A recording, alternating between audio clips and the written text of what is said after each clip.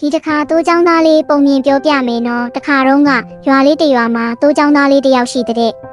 တိုးချောင်းသားလေးဟာနေတိုင်းရွာအပြင်ကမြက်ခင်းမှာအစားအားနေတဲ့တိုးလေးတွေကိုစောင့်ကြည့်ထိန်းသိမ်းရတာပေါ့ကွယ်တနေ့တော့တိုးချောင်းသားလေးဟာပြင်းလာတာနဲ့ရွာသားတွေကိုဆက်နောက်ဖို့ကြံတဲ့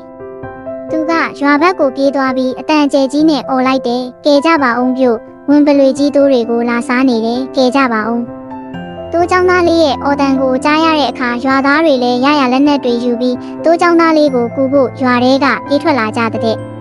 ဒါပေမဲ့ဝင်းပလွေကိုမတွေ့ရပဲစကြက်ထဲမှာအစားစားနေတဲ့တိုးတွေကိုပဲတွေ့ရတယ်လေတိုးချောင်းသားလေးကတော့သူနောက်တာခံနေရတဲ့ရွာသားတွေကိုကြည့်ပြီးသဘောကျနေတဲ့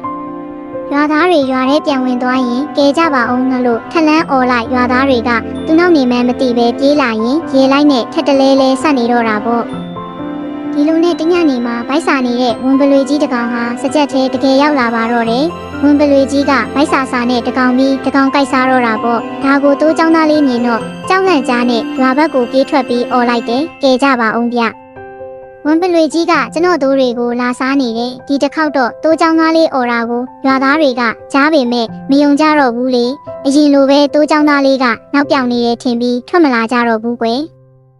သူ့ရဲ့တိုးလေးတွေဝင်ပလွေကြီးစားသွားလို့ကုံသွားတာကြည့်ရင်တိုးချောင်းသားလေးဟာဝမ်းနေပြီးငိုနေတော့တာပေါ့အဲ့ဒီနေ့ကစပြီးတိုးချောင်းသားလေးဟာသူတစ်ပါးကိုဘယ်တော့မှမလိန်တော့မနောက်တော့ဘူးလို့ဆုံးဖြတ်လိုက်တဲ့ကွယ်ပုံမြင်လေးကတော့ဒါပါပဲကွယ်လိန်တဲ့သူဆိုဘယ်သူမှမယုံကြဘူးလိန်ညာပြီးလူစိတ်ဝင်စားအောင်မလုပ်သင့်ဘူးဆိုတဲ့သင်ခန်းစာလေးကိုမှတ်သားထားကြနော်